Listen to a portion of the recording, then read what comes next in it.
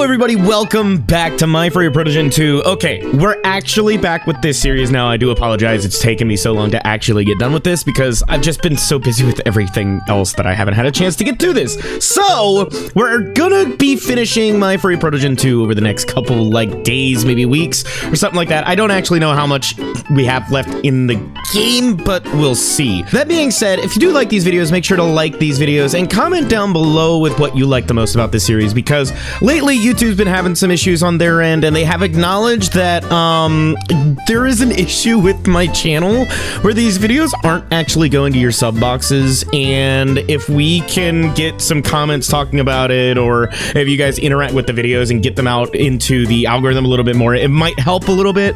That's what they suggested to me, but that's a story for another day. I just want to get into playing around with Juno today. I really didn't want to think about what might have been. There were so many what ifs going around us that thinking about each one would make my head explode. But I knew that I wanted to protect her. I wanted to be the one that would be there for her at any moment. That was what was important to me. More important than anything else, and even more important than the mission. I knew that Juno wasn't angry with me, but that didn't mean I wasn't angry with myself. The fatigue was stronger than the anxious thoughts. As soon as I relaxed into Juno's warmth, my mind went dark and I finally fell asleep, listening only to the quiet sounds of the ship. The next day, I saw the familiar scene again, an image well imprinted in my head, darkness in which the explosion burned red. The ship floating in the void, taking me farther and farther away from the wreckage. I knew it was a dream, and I still couldn't bring myself to wake up. In the dream, I knew it wasn't my home planet, it was the planet we'd just left, the place we'd taken the devices from. But there, in the depths of my subconscious, I was leaving it not with the hope for the best, but with the realization that it was over. An icy dread swept over me, a painful tightness in my throat. I was alone on the ship. It was dragging me away into the cold and lonely void, and flashes shone before my eyes. I knew Juno had stayed on this planet. I knew there was nothing I could do to save her, and the feeling of utter helplessness, of dumb resignation mingled with terror in a tight lump tearing at my ribcage. Oh god, that's fucking terrifying. Juno stays behind on a planet while it fucking explodes? Why? I guess it was a dream, or is it foreshadowing? When I opened my eyes, I found myself in the sleeping compartment. I was alone on the bed. Juno's spot next to me was empty. I immediately sat up in bed, my heart pounding rapidly in my chest. It was all a dream. Juno had come back to the ship with me. I knew it. I was sure of it, but I still couldn't shake the heavy crust that had formed in my heart from the dream. Pixie, can you tell me where Juno is? The second of waiting for an answer stretched on for eternity. I was afraid that it was the other way around, and that our departure from the planet was a dream, and the reality was what I saw tonight, in the darkness of my own subconscious. I was afraid that now Pixie was gonna tell me that I'd lost my mind, that Juno was gone, and now I was here alone. But Pixie, thankfully, brought me out of the abyss that was my own fears. Good morning, Raeal.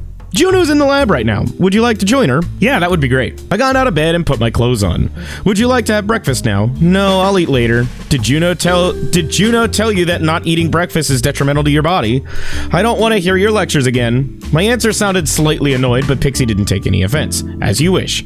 If she starts scolding you, don't say I didn't warn you. Say Pixie's just the Chad looking out for us. Breakfast's important, man. Gotta eat. I grinned, quickly thanked Pixie for his concern, and headed for the lab. It's Juno! Hello, Juno. How are you this morning?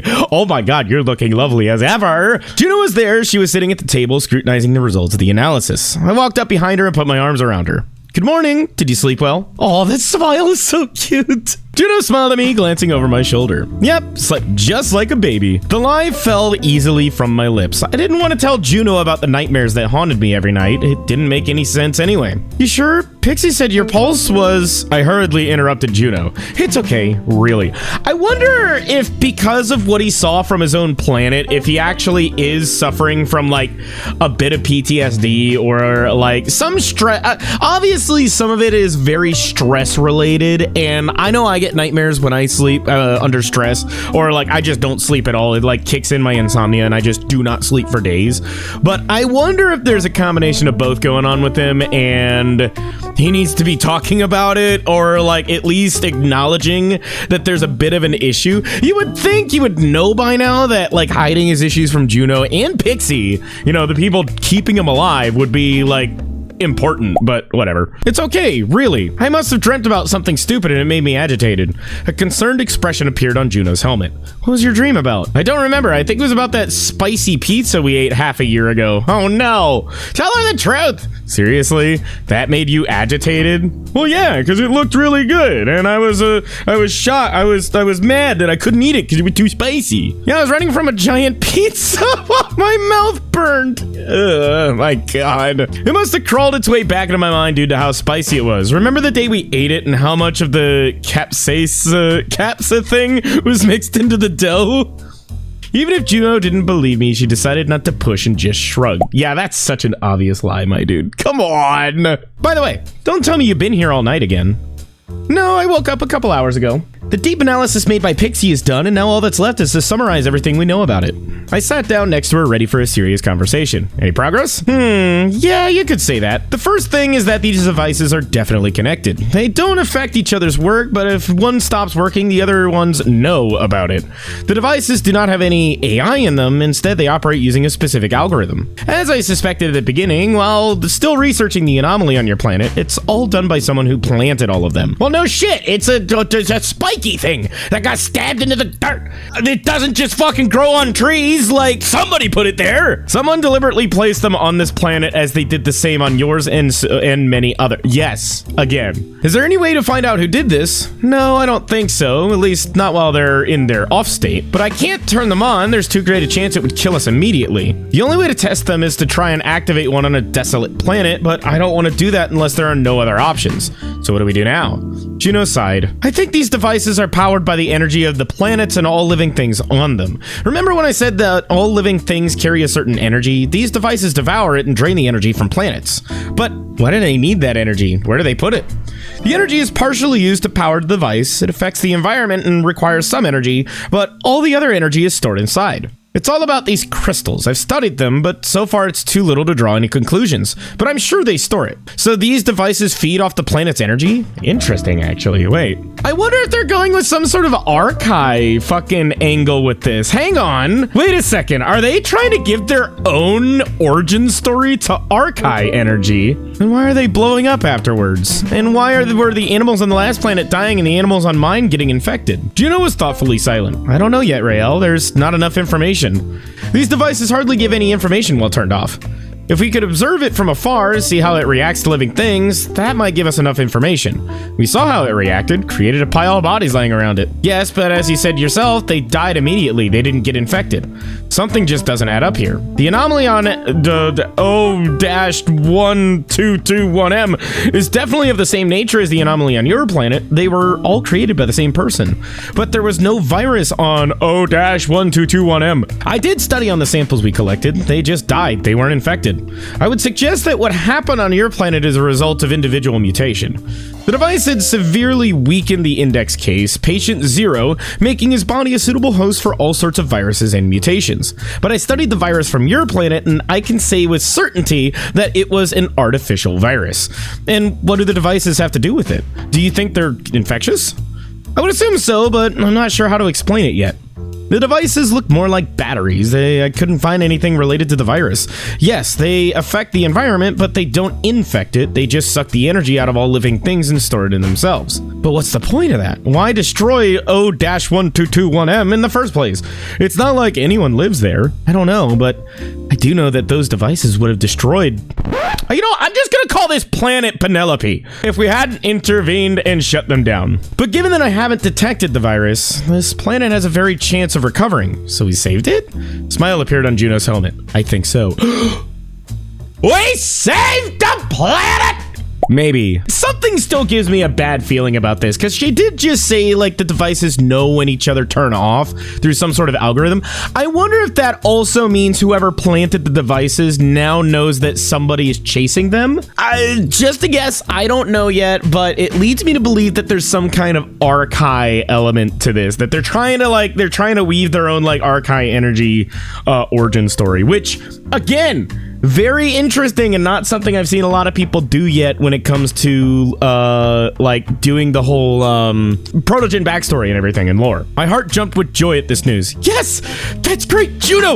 We saved an entire planet! Yes, but it's still too early to get excited. We need to understand how these work and where the viruses come from. Are there no traces of the virus on other planets we flew past? Can't say for certain. We flew over planets that had already been destroyed. It's impossible to say for sure there was no virus, especially given how nearly impossible impossible it would have been to take samples. But in this case, I don't think enough time has passed, and we're lucky to get it in time. Okay, but then what happens to the devices after the planet explodes? Are they destroyed along with it, or, I don't know, move somewhere? Juno shrugged thoughtfully, running her eyes over the research results again. So far, we don't have an answer on that question either. But we will find out soon, I hope. I nodded. I was ready to move on no matter what. The idea of facing the virus again terrified me. I could still remember what had happened to the animals and humans on my planet, but that didn't stop me. Even if Juno had only saved a small, little-known planet with no intelligent life, it was already our small victory. I wasn't gonna stop there, and I knew for a fact that Juno wasn't going to either. What do we do now? We still need to figure out how this thing works. Remember how I said they were connected? I nodded and Juno pointed to a computer monitor that showed a map of the galaxy we were now in. As I said, these devices are connected to each other, but for some reason they have a set of coordinates, and I think those are the coordinates for the nearest planet with those devices.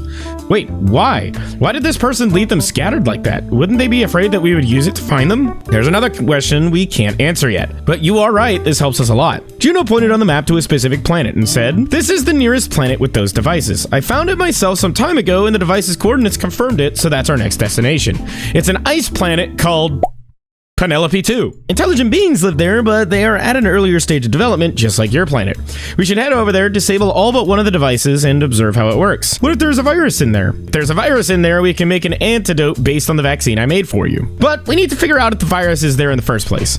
We must find the devices, disable all of them except for one, and observe it. As soon as it's dangerous, we'll shut the last one down and prepare the antidote." Juno's plan sounded pretty good to me. After the news that we had managed to save Penelope from destruction, I felt an extraordinary surge of energy and motivation. Then let's go there and do our best. Yes, absolutely. By the way, you said there are intelligent beings living there. Have you been there before? I haven't personally been there, but I know about some spacefarers being there before.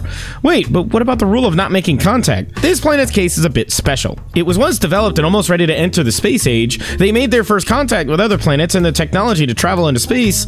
But a sudden human-made cataclysm destroyed everything on this planet. Oh no. Uh-oh, I think I know what that is. After the cataclysm, the planet entered an ice age a few tens of thousands of years ago, and nothing has changed since. Some of the beings there survived and have adapted to the cold temperature and started their technical progress all over again, as almost nothing survived the cataclysm. And nobody helped them? After the cataclysm, the inhabitants chose not to seek any help in restoring their technologies. Instead, they embraced a primitive lifestyle and isolated themselves, denying any possible progress. But they know that space exists and other creatures live there, so we won't affect their progress in any way. It was really hard for me to imagine why this species denied any progress, but I guess I understood their feelings. By the way, how about some breakfast? You haven't eaten anything yet. Pixie told me all about it. I wrinkled my nose. What a frickin' snitch. I hear everything, Raeal. He's like fucking Hal, just like, "I'm sorry, Raeal. I'm afraid I can't let you do that. Here's your order of 10 fucking pancakes with syrup." Juno laughed when Pixie responded to my mumbling. "Come on, we need to eat. The ice planet's at least a few days away. We have time to relax and regain our strength." Juno and I left the lab and headed for the food bay. Pixie had preheated our food at Juno's request. It's awesome that we're making progress. Like, I'm still curious on if the devices mean that it's some kind of stored Archai energy, or if this is how Archai energy is made, because I don't think it's ever actually explained in the Protogen lore that Archai energy was made. Hey, if you're still watching this video, comment below. Should I redo my Protogen lore video? There's been a lot of updates to the Zor lore since I made my video like 2-3 years ago. If you guys are interested, I kind of would love to revisit the Protogen lore and do another video on it. So hey, if it's something you're interested in, let me know. Comment below. While you're down there, make sure to leave a like on this video to let Juno know you like her. A tickle of excitement filled my chest. I had never met any other alien creatures besides Juno and Xena, who were members of the same species. The fact that this was about to change was both thrilling and slightly unsettling. How would I be perceived on this planet? Would its inhabitants be hostile towards us? Would we interact with them, or would we remain in the shadows so as to not frighten anyone? The stream of questions in my head was interrupted by Juno's voice. "What are you thinking about? About this planet we're going to? I don't even know what it's gonna be like. It's not like I've met any other intelligent beings in space besides you." Don't worry, everything will be fine. At first, when I started my expeditions, I was also afraid to encounter new species. It's always exciting. How will they perceive you? Will they be hostile or hospitable? But the process of communicating with them eliminates all fears. Of course, they will be afraid of you just like they were of me, but once they realize that we come in peace, fear will be replaced by interest. Intelligent beings are always afraid of what they don't understand. So we're going to interact with them openly? Yes, of course. Not with everyone, obviously, just with a couple. We'll need a guide who can help us contact the others in case of danger. What if no one agrees to be our guide? Juno smiled. There's always somebody willing. Like you, for example. I was doing it out of fear of being caught by my religious zealot parents and community. I did it out of necessity, and even then, I lied to you. What makes you think you could trust another one? I don't trust them already. I grinned, blushing slightly at the memory of when Juno and I first met. I had been startled and delighted, and then I ruined the whole first impression by lying to her about my true motives. All I wanted to do was run away, and nothing else mattered to me. Now I am living on the run, literally traveling through a universe that is much bigger than I could have imagined, even in my wildest fantasies. Oh my god, excuse me. Oh my god. I wouldn't mind going with Juno if it weren't for the fact that my home planet had been destroyed and I could never return to it. But in a way, it is even easier now, knowing that I'm no longer confined to a single point in the universe, and that with Juno, all paths are open to me. She is my home now, and I don't care where I go. As long as I'm near her, that's enough for me. Oh, isn't that adorable? The next day. A few days later, we approached our destination, an icy planet called Wire by the locals. As we approached the planet, I saw a perfectly round snow globe glowing on a cold blue light amidst the darkness. It resembled a frozen, polished snowball, smooth in appearance with flecks of white and dark blue. In stark contrast to the previous planet, which is abundantly rich in fauna and displayed thick greenery even from space, this one appeared to be a desolate, lifeless wasteland. Hoth? I thought it was Kolth. Juno and I prepared ourselves thoroughly before boarding the jet and descending to the planet's surface. Juno and I put on warm thermal gear despite her armor protecting her from the cold. My heart raced with excitement as we slowly descended. As soon as the jet's doors opened, we were greeted by an endless expanse of snow-white desert. I had never witnessed such a sight before, although there had been snow and cold on my home planet. Never had I seen such vast quantities in my memory. Juno was the first to leap off the jet, hovering a meter above the ground, and I followed her. Ah, look at her! She's so cute! The fucking scarf! Oh, that's adorable. This looks cozy. I want to give her a hug. That's like the coziest fucking jacket and getup I think I've ever seen. However, while Juno landed in the snow only knee deep, I found myself submerged in a snowdrift up to my waist. Hey, size difference, let's go. Damn, it's impossible to walk here. Juno smiled, trying to shout over the wind, hitting us right in the faces. It's okay, we won't be here for long. Let's go. The wind whistled, the frost bit my face, and the snowflakes scratched my skin. Even in this suit, my legs and feet began to freeze just after 30 minutes. Juno held the locator in her hand, leading the way towards the first device, while I struggled to follow along the already trampled path. My excitement about discovering a new planet quickly dwindled. Even if there was something to see, the icy blizzard made it impossible. The blizzard engulfed us, creating an impenetrable wall, and our only point of reference was the locator. Juno's helmet illuminated yellow, assuring me that she was directly in front of me, but I still couldn't look ahead. I had to keep my head down to shield my face from the wind and snow. How much longer do we have to walk? I don't know. I guess not that much. Keep up. Juno kept turning around to check on me every 10 minutes, making sure I didn't fall through the snow or wander off. The deep snowdrifts made walking noticeably challenging, leading to quick exhaustion. I just wanted to finish everything as soon as possible and retreat to the cozy warmth of the jet, leaving the harsh weather behind.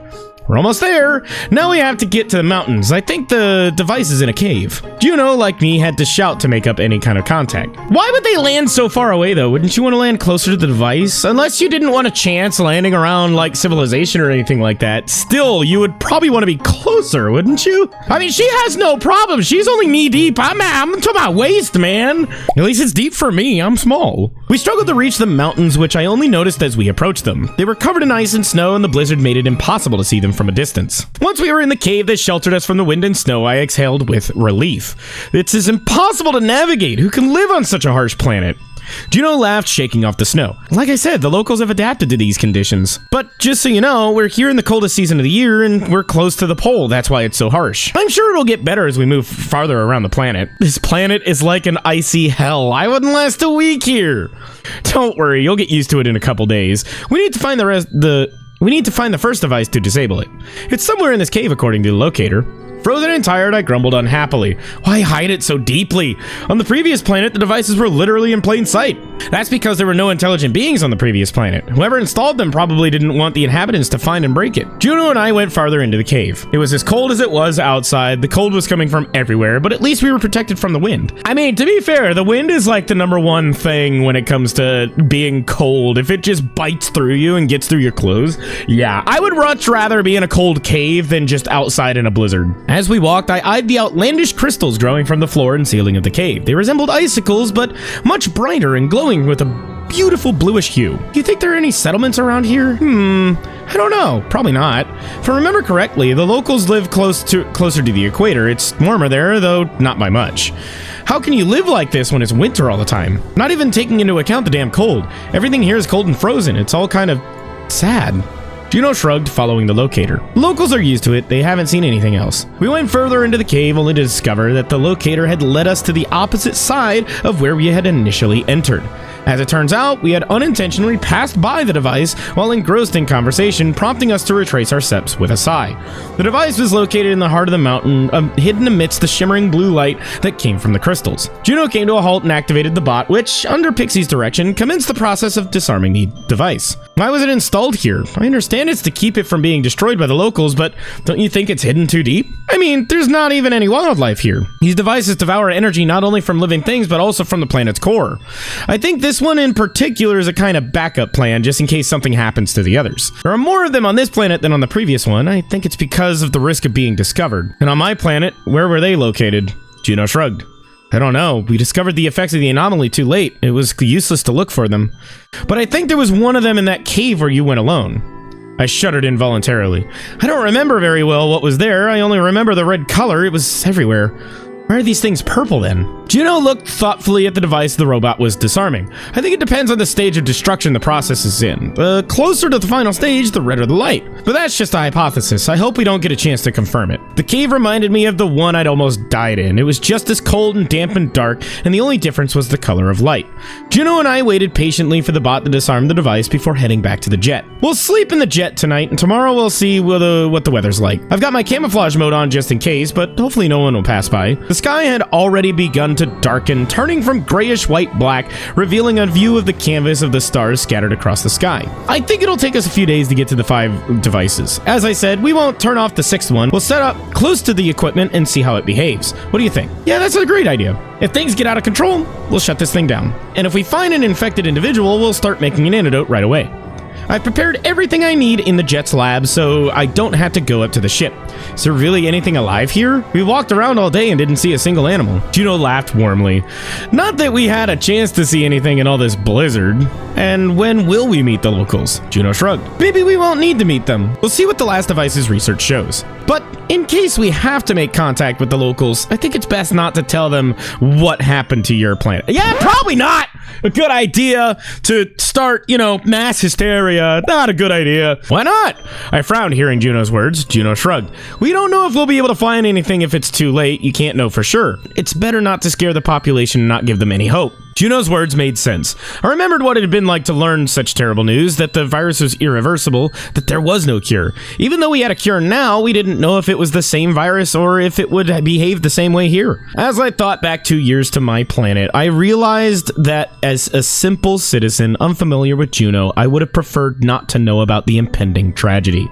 Honestly, yeah, if something terrible was going to happen, I'd rather not know about it and just have it happen and wipe me out than to feel the imminent death and destruction coming. Like if there was ever a meteor, right, that came to the, that was gonna destroy all life on Earth, I'd rather NASA not tell us about it and just let it hit us, because, fuck, man, I don't want to know about that shit. What am I gonna do? You can't escape off planet. Juno and I went to bed in the jet, listening to the icy wind whistling zealously outside. The next day. We spent the next few days on the road. Moving around the planet on foot was problematic. Snowdrift significantly slowed us down, and the harsh climate chase caused rapid fatigue. Besides, due to the snow, there was practically nothing to see. We walked solely based on the signal of the locator, trusting the small device in Juno's hands with our lives. These few days were challenging and very tiring, especially while we were searching for devices in the northern part of the planet. When we had free time to spend in the jet, we had no energy left for anything other than rest.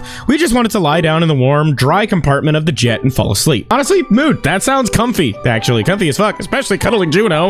Now that I know she's that tall. It got dark early here, and the night was long and cold. The day was gray, faded, and short. There was nothing to see here except for snow, which I hated so much that I didn't want to get out of the warm jet to look for another device. I was frustrated with my own fatigue. My body just wasn't strong enough for extended expeditions in such harsh conditions. Unlike Juno, who remained positive and upbeat, I felt like a storm cloud. It greatly annoyed me that Juno made me feel weak. Dude, she's a biologically engineered being. You can't expect to be on the same level as Juno. You are human. She is protogen. Do you understand difference? Human. Weak, fragile, feeble, easily break in half between Juno thigh. Juno protogen. Big, strong woman who break little human with big protogen thigh. I was on the verge of collapse after just a few hours of plowing. Through the snowdrifts, all the while Juno effortlessly continued forward without any signs of exhaustion. No matter how hard I tried to contain my irritation, it persisted and only made things worse. I felt like I was the one slowing us down. The worst moments came when Juno would pause to collect samples for her research. She was trying to combine the mission with her usual work of exploring planets, unable to resist the allure of the rare animal or rock. Each break, no matter how brief, fueled my frustration. I suppressed the urge to explode with anger, fearful that I might say something hurtful. Have you not learned your lesson yet? Just let things happen. If you need a break, just tell her. It wasn't Juno's fault how I felt, but I couldn't communicate with her in a normal manner. Are you okay? We still have a long way to go. Juno looked back at me once more as we walked through the snowdrifts towards the next device. Yeah, I'm perfect. Never been better. Hearing the irritation in my voice, Juno tried to diffuse the atmosphere and smiled. It's okay, just a little bit longer, about 20 or 30 minutes. You can do it, Raeal. Do you want me to carry you on the way back? Yes, please. Uppies? Uppies? Yes? I would love if you carried me back, Juno, in your big, strong protogen arms and your warm embrace. Carry me. Yes! Juno offered this in a perfectly calm, soft voice that didn't hold a note of mockery, but my face flushed so instantly that even the blizzard I felt hot for a second. No, I'm not a child. Dude, you're getting offered uppies. Take them. God! My lightning fast reply, Juno only shrugged her shoulders. As you wish. But if anything happens, you'll tell me right away. It's okay if you're exhausted. I said nothing, moving with double the effort to follow her. How do you manage to stay so cheerful? Aren't you feeling tired at all? Juno smiled at me again. I have a lot more stamina than you because of my genes. Besides, I'm used to the fact that different planets have different conditions, sometimes very difficult. I've been traveling the universe for a long time. And you've been to a planet like this before, with a climate like this? Yes, a few times. However, I often didn't stay there long. I took quick tests of whatever I could get my hands on and flew away because there's rarely anything alive in such places. Or if you drill into the ground and search there, but that's what other research teams do. Teams? Yeah, didn't I tell you that? Juno turned around on me with a smile. You don't talk much about your past and your planet. Oh, right. Well, we're setting up research teams on our planet. We need them to study planets with harsh climates in more detail. They often go to uninhabited planets, taking measurements and making predictions about whether a planet has a chance of becoming habitable. Why didn't you join a research team? Isn't it better to travel through space with others? Well, yes, usually it is better, but I just couldn't fit in any research team. But I have you now, so I don't need one anyway. Aren't you bored with less developed species? Like mine, for example? Oh, I just straight up asked her if I'm boring. That's that's a good question. To Juno, am I the equivalent of a pet? Like, am I a good boy? What is a good boy? Juno's helmet displayed a surprised expression on her face. What do you mean by less developed? I shrugged. You're far more intelligent than I am, and you're stronger and more durable too, and you're also older. Aren't you bored with me? Juno stopped hip deep in snow and turned her whole body towards me. What are you talking about? Of course I'm not bored with you. I didn't respond with anything. This question visited me from time to time in training in the lab. When navigating the ship, I felt that Juno was superior to me in every way. Yeah, that was a stupid question. I'm sorry, I'm just thinking about the mission right now. I understand, but don't think I'm bored with you, Raeal. It's not like that at all. I love you and want to be with you. That's the most important thing. Besides, it doesn't matter how strong or intelligent you are. What really matters is the way you view the universe. If only I had your level of determination, I could reach all my goals. I really admire how fast your progress is and how determined you are to continue this adventure. If only I got it naturally and not by witnessing the destruction of my planet. Oh, bro, that made things awkward. Oh, Man! Sorry, I didn't mean it like that. Don't worry, you said nothing wrong. Suddenly, the locator in her hands beeped, indicating the device was nearby. Finally! Let's go and find this thing. We moved forward, finding the next point. The device was almost entirely covered in snow, so the bot had to clear the path to disable it. After the device became inactive, we headed the way we came, summoning the jet so we wouldn't have to walk the whole way. As soon as we were back on the ship, Juno took the device to the lab. I took off my clothes, wet from the melted snow, and immediately wrapped myself in a blanket, enjoying the long-awaited warmth and rest. Man, imagine the warm shower after all that. Soon, Juno joined me, shedding her armor. When Juno saw me in a pile of blankets, gritting my teeth from the cold still lingering in my body, she smiled and lay down beside me. As soon as we're done with the mission, we'll fly to the next planet with those devices, which is going to be a warm, deserted planet. I grinned, still shivering from the cold. I am blanket burrito. That would be nice. I already missed the previous planet and its climate. After a moment of silence, I suddenly asked, do you think that we can complete this mission? I mean, to get rid of those devices once and for all, to find and stop whoever did it. I hope so, Raeal. I really do.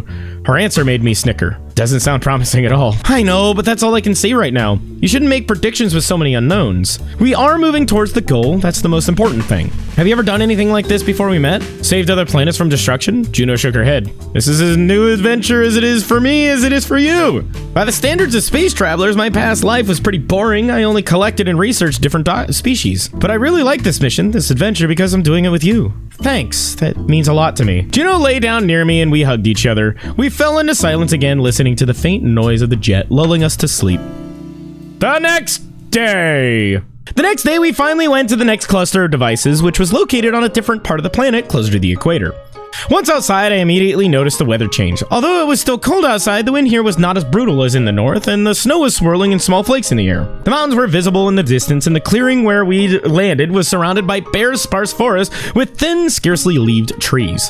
The snowdrifts on this part of the planet were also much less deep than where we'd been before. It was only up to my calves in snow, which made it much easier to get around. As soon as we got out and followed the locator signal, we heard a loud, sudden scream, clearly not belonging to an animal.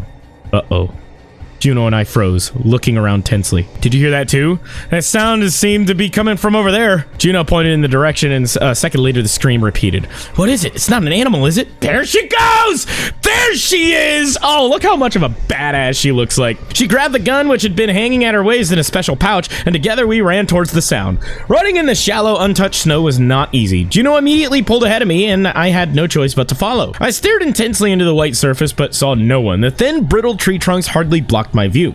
Finally, we reached the small hill and saw the creature screaming. This creature looked like Juno, but without the helmet and armor. It had green fur and a wolf-like face, and its entire body was covered in warm clothing made of animal fur. The creature sat in a snowdrift, backing away from a huge beast with thick black fur, baring its fangs and ready to attack at any moment. But Juno didn't let that happen. With a loud cry, she shot into the air right above the animal's head, scaring it away. The beast ran away. Juno and I hurried over to this creature to see if he was okay. Person? New character? Yo! What? We got 2 new character additions, not just Xena. Okay. Who's the wolf guy? How much fan art of him is gonna be out after this? As soon as he saw us, his face stretched, his eyes widened, and for a few moments, the 3 of us stared at each other in stunned silence. Then the creature began to speak rapidly in a low, masculine voice, but I couldn't understand a word. Its language sounded like a collection of random sounds that made no sense to me. Apparently, my confusion was apparent on my face because Juno elbowed me in the side and pointed to the communicator in my ear. I quickly turned it on and the local language began to broadcast a translation directly into my ear. Who are you? Where'd you come from? Juno put her gun away and put her hands out in a peaceful gesture. Don't be afraid of us, we won't hurt you. She spoke slowly in the creature's language as if it were soothing a small child. My name is Juno and this is my companion, Raeal. We come in peace and wish you no harm. Completely confused, I blurted out inappropriately, yes! The creature looked at us, shifting its gaze from one to the other. Its gaze stopped on Juno. I beg your pardon. Are you by any chance Protogen? Wait, you know what protogens are? Juno's helmet reflected a surprised expression. Yes, I'm a protogen. How did you know? Didn't realize this planet had evolved so quickly in a short period of time. Oh no, it's that same old thing. It's just that we've had a protogen come here before about 5 years ago, maybe a little more. I don't remember his name. He stayed in our village. The local finally got up out of the snow and shook off the clumps that had stuck to his clothes, then looked at me. I've never seen anyone like you before. Who are you?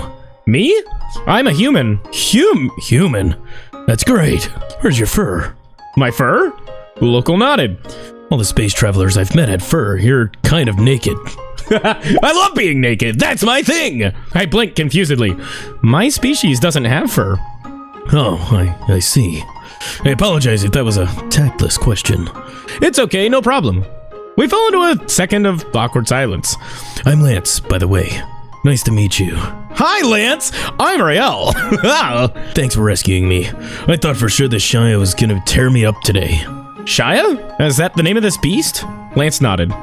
Yes, this is the season they've gone completely off the rails.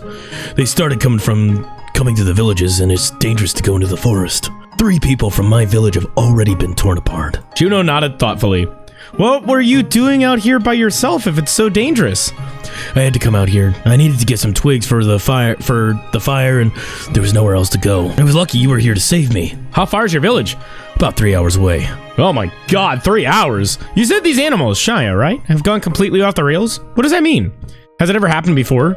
I immediately understood why Juno was asking that question. She must have suspected it was about the device, which was nearby. Lance nodded at her question. Yeah, the Shia aren't usually found here at all. They live deep in the forest, feed on carrion, and they are afraid of hunters. Back in Ignis, they weren't visible, but as soon as Itis came, it was like they went crazy and started attacking us. Ignis and Itis are the name of the seasons? We don't have seasons. In the south, only the Iris and Ivis are a little warmer than here. It was hard for me to imagine what it would be like to live in an endless winter all my life, where there weren't even seasons. And you're a male, aren't you? I remember Juno meeting me and asking me the same question. Juno must have remembered it too, because her helmet reflected a soft smile. She's trying not to laugh right now. And my question, Lance squared his shoulders a little like he was trying to appear taller. Yes, I'm male. Are you a male as well? Yeah. I thought so. By the way, you're kind of short. Oh god, I'm surrounded by giants! Are you a teenager? No, I'm an adult and I'm not short. That's standard height for our species. Lance's remark pricked my pride a little. He smiled immediately. Oh, I'm sorry. Like I said, I've never met anyone like you before. What did you call yourself? Human. Exactly. It's funny. Why are you called that? Does it have any meaning in your language? I didn't have time to answer that question because Juno asked Lance, are you an adult yourself? How old are you? I was born 17 Igis ago. So you're younger than me? Lance laughed and shrugged. I guess so. What are you even doing here? Were you just passing through? Juno and I looked at each other and then she answered. We're here on business, you might say. We're looking for some artifacts. We've already collected most of them, but there are some of them left. What kind of artifacts? We don't have anything on our planet that would be valuable to sky travelers. You don't want to take away our resources, do you? Lance frowned slightly. Juno immediately shook her head. No. Of course we're not taking anything from you. It's just that, a while back, someone left some stuff on your planet and we're looking for it. Has anyone flown recently? You didn't see anyone? No strange creatures? Lance shook his head thoughtfully. No, I don't remember anything like that. But I didn't see your ship either. If you hadn't helped me, I wouldn't have known you were around. And who is this someone who leaves his stuff here? Juno and I glanced again and answered at the same time. We don't know. It's a long story. Lance looked at us questioningly, but didn't inquire further. All right, you guys can keep your secrets.